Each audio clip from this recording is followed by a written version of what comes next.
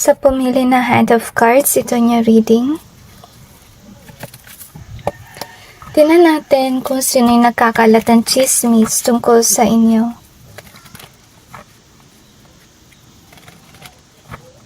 I feel here na may mga tao talaga na nagkakalat ng chismis tungkol sa'yo. Siguro dahil you are in the public eye. You could be somebody na malapit sa Panginoon din.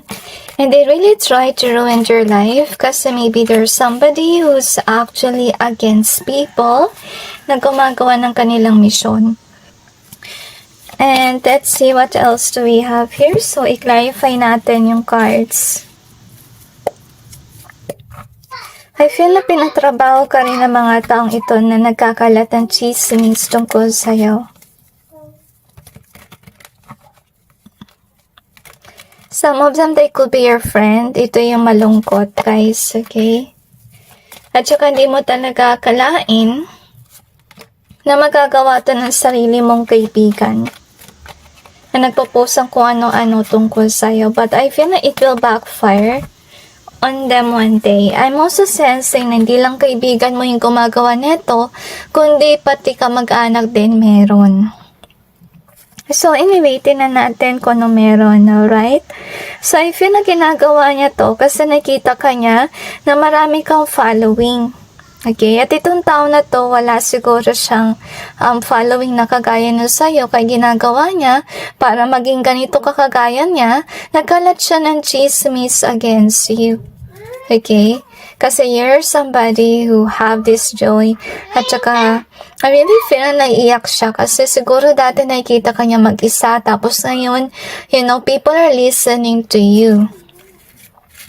So, ito yung gusto niya mangyari na mawala ka sa ganong business or sa ganong following kasi you are in this go-getter phase. Gusto niya maalis tong energy na yan na wala kang ginagawa.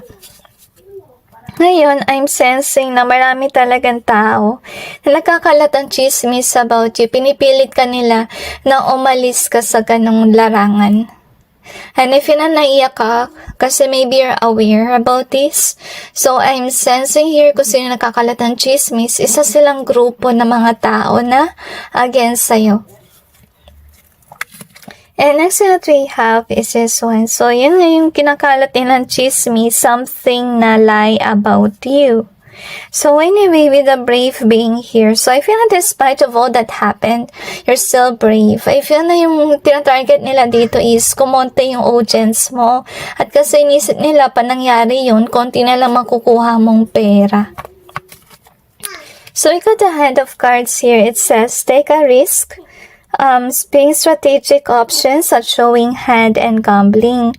So gusto sabihin din sa'yo ng mga anghel na you're somebody who could be actually doing something. At saka ito mga tao na to, maybe there's somebody na nag-strategize to actually attack you. To be honest with you. So anyway, you could also be a risk taker. Tsaka nakafocus ka lang talaga with regards sa career at hindi sa mga haters mo. I really like your energy though. But I just hope na yung mga tao na yan tumigil. Tsaka sana walang makinig sa kanila. Kasi first of all, I don't really see here na may ginagawa kang mali. So anyway, we got this X here. We also have try. Okay, they're really trying the best that they can na maglabas ng iyong baho. But the try is in reverse. Nahirapan sila, guys. So, we have the poor. So, ito yung tinatarget nila, guys, na gawin. Na kumonte yung audience mo para maging poor ka. Okay? Or wala kang sapat na kitain sa yung channel or sa yung following. Next thing that we have is toxic. It's in reverse and we got the past here in either way. So, these people are bringing up the past. I feel na naiyak ka kasi siguro nung past may nagawa ka, siguro mga panahon na yun, hindi ka pa actually yung nasa tamang landas, pero nagbagong buhay ka. And they're bringing it up. So sinasabi nila na isa kang addict. We also have this one here in either way. We also have the hunch. And we got the 7. So far naman, yung mga taong to, tinatry nilang halisin yung opportunity na meron sa'yo. Sinasabi nila sa mga tao na you're not worth it. You don't deserve this following. Okay? At sinasabi nila yung baho mo para wala na mag-follow sa'yo dahil sa mga nangyari noong past. Pero if you know kung may nangyari man na masama noong past, like addictions, mga pagkakamali mo, I think na you're not like that in the future. Kasi based on the reading, wala naman ako nakita dito na may addiction ka pa. Busy ka lang sa work and that's it.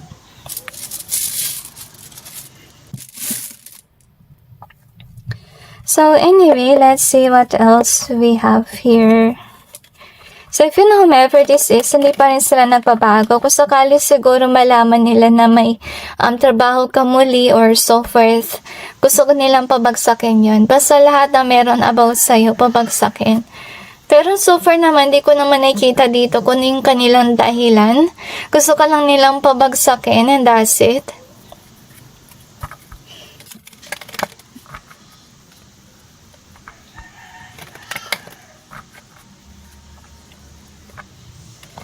I feel na wala silang mapapala sa kanilang buhay sa kakagawa ng ganito sa'yo. At I feel here na naiyak ka rin dahil sa ginagawa nilang kalokohan. I feel na sinisisi nila yung Diyos kapag may nangyari na hindi maganda sa kanilang buhay dahil sa kanilang ginagawa. Kasi guys, to be honest with you, mabigat kasi yung karma ng ganitong mga tao na hindi pinapansin yung kanilang sariling buhay.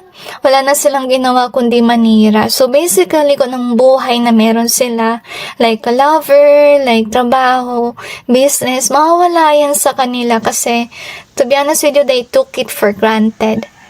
Instead na mag-focus sila sa magagandang mga bagay sana, yun nga, inalis yun ng Diyos kasi hindi naman sila doon nakafocus eh. So if karma strikes them, they shouldn't blame God in the beginning because first of all, they didn't take good care of it when they have a chance. Di ba?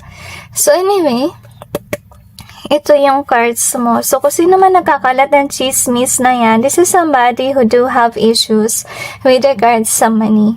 Itong mga tao na to naiinggit sa'yo kasi we have seen this, okay? Meron kang following at siya ay wala. And the reason why he or she is not into it, kasi hindi siya ganun kagaling mag-speak or mag-express. As you can see here. At saka hindi yan nakikita na pwede niyang opportunity yun.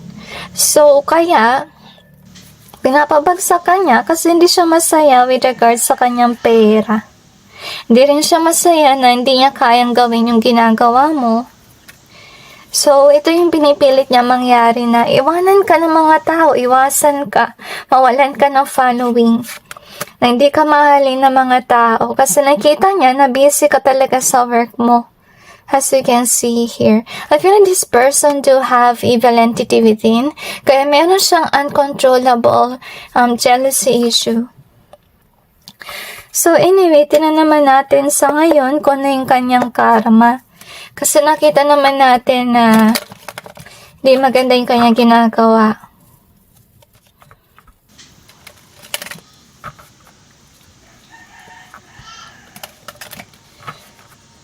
Okay. I feel na sinisirahan kanya sa kanyang barkada. Hi guys, maraming salamat sa panood ng aking vlog. Ayan, today ang aking vlog is nanonood muna ako ng mga tarot, mga hula.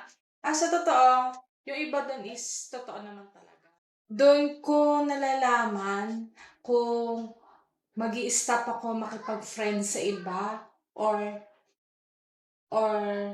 pagbibigyan ko pa rin sila mag-mentor sa buhay ko kasi almost dahil mahirap din na pagbigyan natin sila ng pagbigyan sa mga maling ginagawa nila sa atin. So ako, ang ginagawa ko, kung sino yung toxic, inihiwalay ko na yon. So doon ako talaga sa positive life and positive friends na thinking. Ayoko na doon sa mga toxic na tao na pababagsakin lang ako. It's easy, diba? Otak-otak. Please watch and subscribe Angel ng Tagsibol. Thank you for watching.